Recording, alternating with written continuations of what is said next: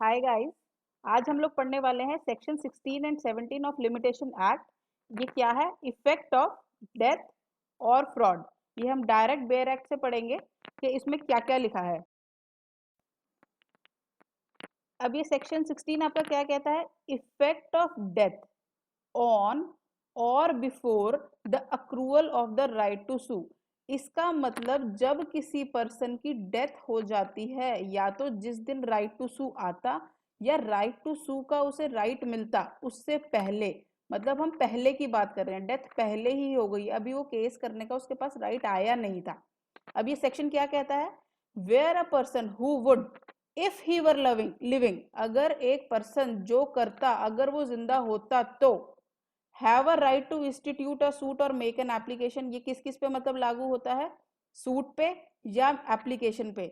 Die कर जाता है उस राइट के आने से पहले ही, और या सूट और एप्लीकेशन डालने से पहले वो जो राइट उसका आता वो ओनली उसकी डेथ पर ही आता, कि या तो उसके एप्लीकेशन और सूट डालने से पहले ही उसकी डेथ हो चुकी या उसके मरने पर ही ये एक राइट मिलना था।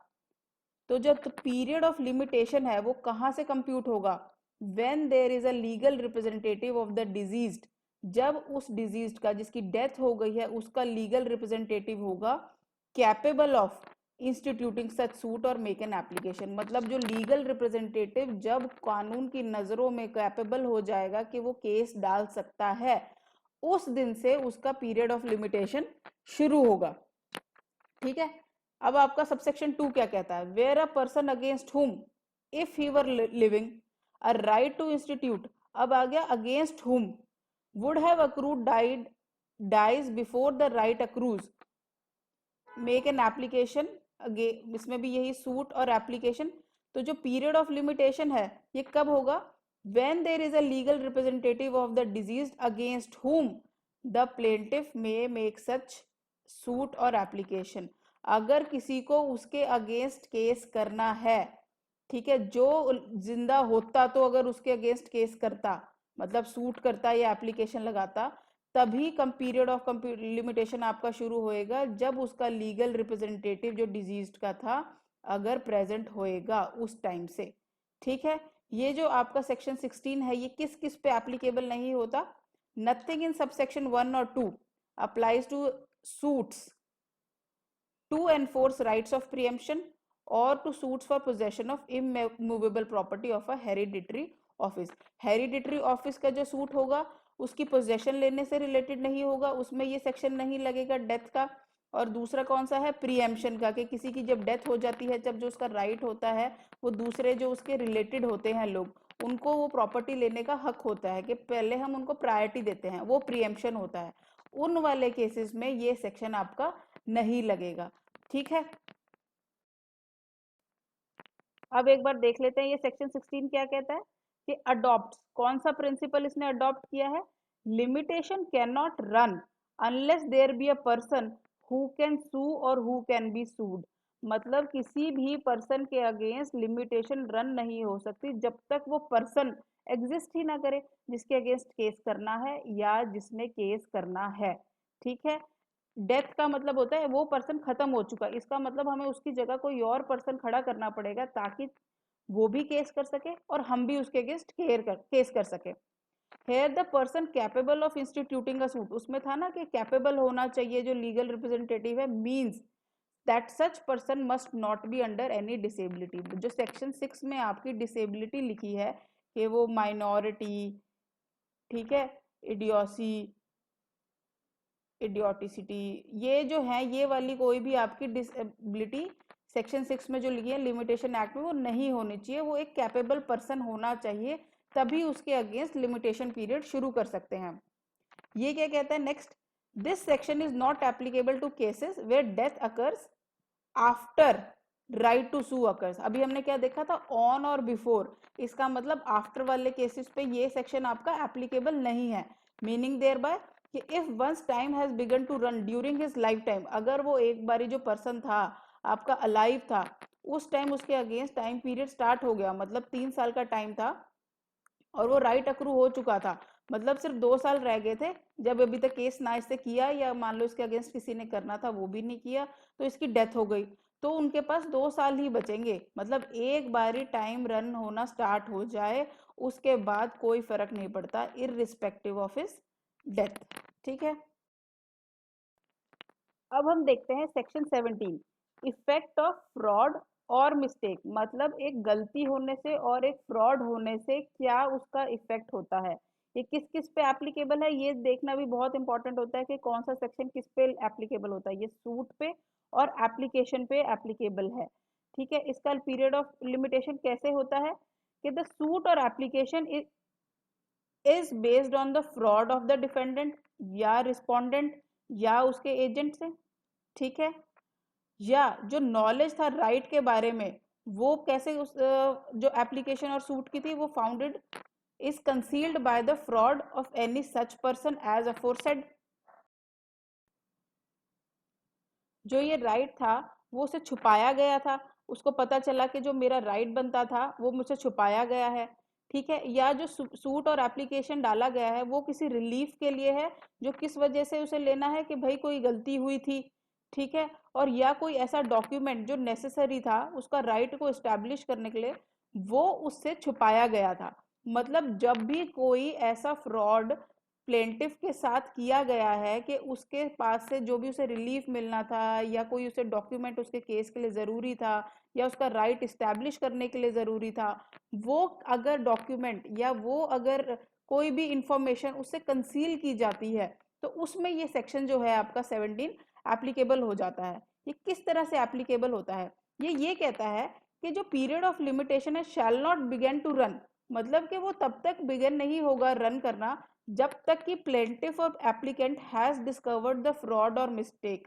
ठीक है, मतलब क्या होता है कि अगर किसी ने किसी से फ्रॉड करके पैसा ले लिया, ठीक है, उसे धोखा दे दिया लेकिन उसे पता ही नहीं है, ए ने बी को फ्रॉड किया और मान लो 3 लाख रुपया ले लिया, लेकिन ए को तो पता ही नहीं था और इसका कुछ नुकसान हो गया। टाइम पीरियड था 3 साल का, ये 3 साल भी निकल चुके हैं, लेकिन अब इसे 4th ईयर में पता चलता है कि मेरे साथ फ्रॉड हुआ है।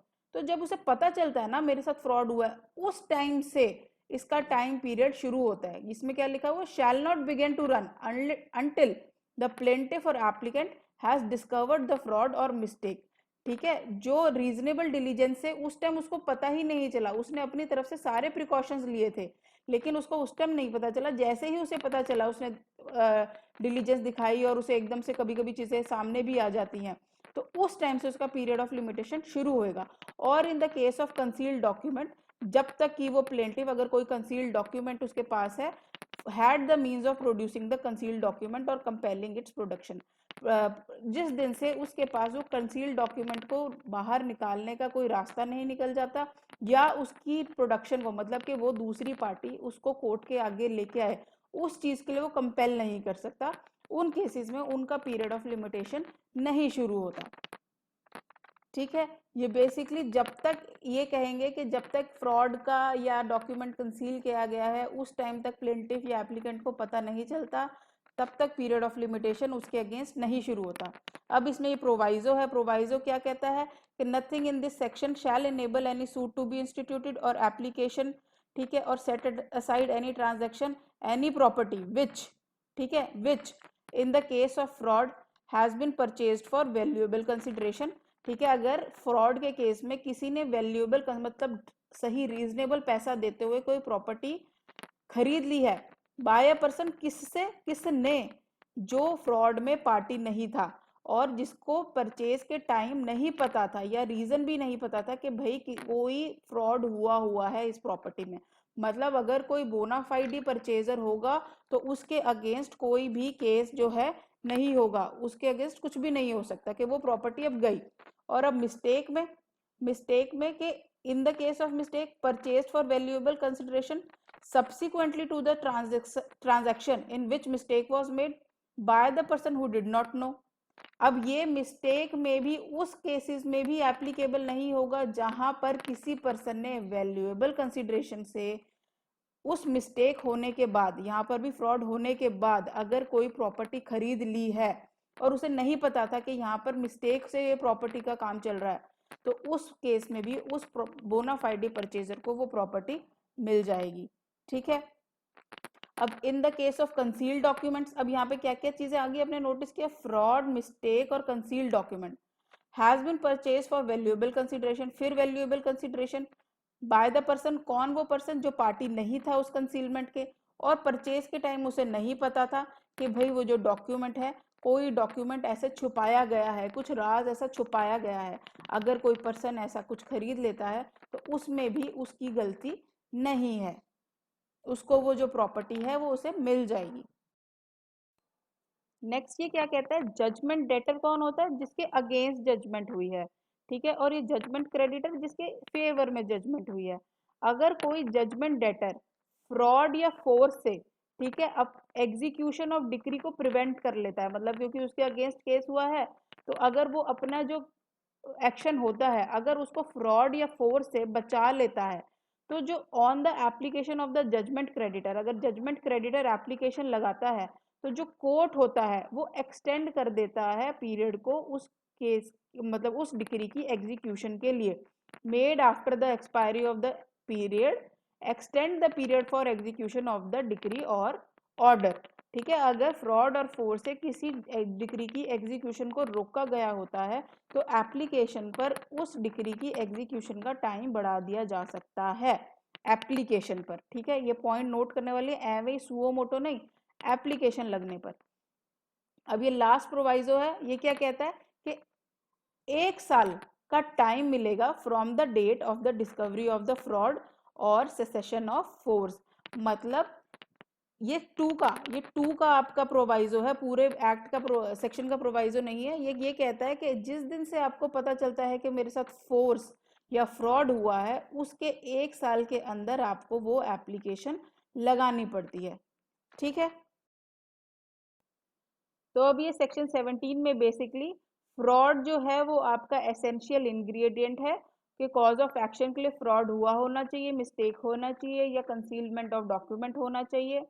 ठीक है। मतलब इसमें कोई अब्यूज होना चाहिए कॉन्फिडेंशियल पोजीशन का, या कोई फैक्ट्स की कंसीलमेंट होनी चाहिए, कहीं ना कहीं दूसरे बंदे का फायदा उठाया होना चाहिए। Mere silence is no fraud. अगर कोई चुप रहता है, कोई एक्ट करने के टाइम वो कुछ बोलता नहीं है, तो इसका मतलब ये नहीं है कि उसने फ्रॉड किया, वो बस अपना चुप रहा, उसने कोई इन्फॉर्मेशन नहीं दी क्योंकि उसकी कोई ड्यूटी नहीं थी, तो उस केसेस में वो फ्रॉड नहीं माना जाएगा, वो पर्सन लायबल नहीं होगा। ठीक है। आई होप आप लोगों को अच्छे से समझ में आया हो। कोई भी आपकी क्वेरी हो आप कमेंट्स में लिख सकते हैं। Thank you.